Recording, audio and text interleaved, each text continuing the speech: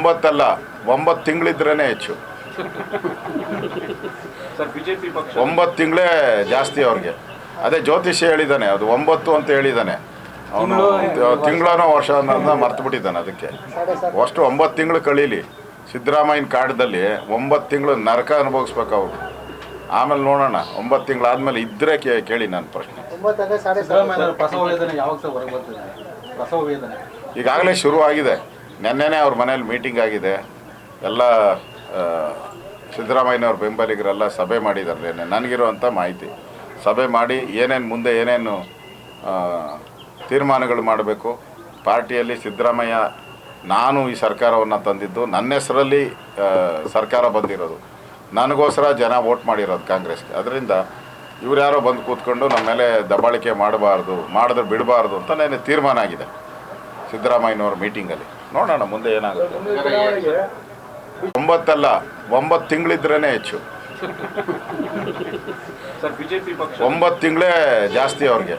ಅದೇ ಜ್ಯೋತಿಷಿ ಹೇಳಿದ್ದಾನೆ, ಅದು 9 ಅಂತ ಹೇಳಿದ್ದಾನೆ. ಅವನು ತಿಂಗಳನೋ ವರ್ಷ ಅನ್ನೋದನ್ನ ಮರ್ತು ಬಿಟ್ಟಿದ್ದಾನೆ. ಅದಕ್ಕೆ ಅಷ್ಟು 9 ತಿಂಗಳು ಕಳೀಲಿ. ಸಿದ್ದರಾಮಯ್ಯನ ಕಾಡದಲ್ಲಿ 9 ತಿಂಗಳು ನರಕ ಅನುಭವಿಸ್ಬೇಕು ಅವರು.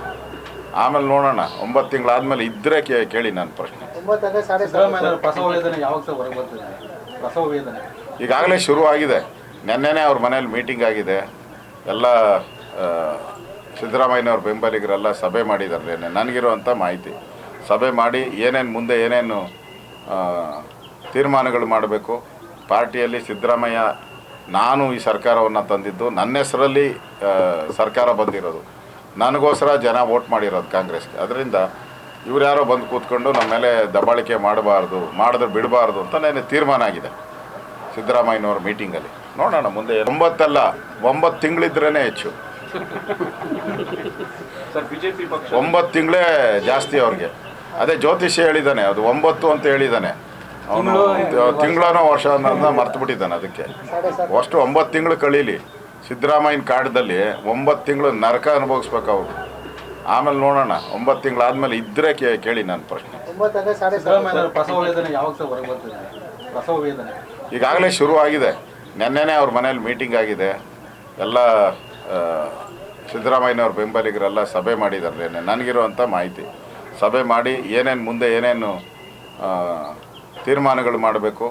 ಪಾರ್ಟಿಯಲ್ಲಿ ಸಿದ್ದರಾಮಯ್ಯ, ನಾನು ಈ ಸರ್ಕಾರವನ್ನು ತಂದಿದ್ದು, ನನ್ನ ಹೆಸರಲ್ಲಿ ಸರ್ಕಾರ ಬಂದಿರೋದು, ನನಗೋಸ್ಕರ ಜನ ವೋಟ್ ಮಾಡಿರೋದು ಕಾಂಗ್ರೆಸ್ಗೆ. ಅದರಿಂದ ಇವ್ರು ಯಾರೋ ಬಂದು ಕೂತ್ಕೊಂಡು ನಮ್ಮ ಮೇಲೆ ದಬ್ಬಾಳಿಕೆ ಮಾಡಿದ್ರೆ ಬಿಡಬಾರ್ದು ಅಂತ ನನಗೆ ತೀರ್ಮಾನ ಆಗಿದೆ ಸಿದ್ದರಾಮಯ್ಯನವ್ರ ಮೀಟಿಂಗಲ್ಲಿ. ನೋಡೋಣ ಮುಂದೆ ಏನಾಗುತ್ತೆ.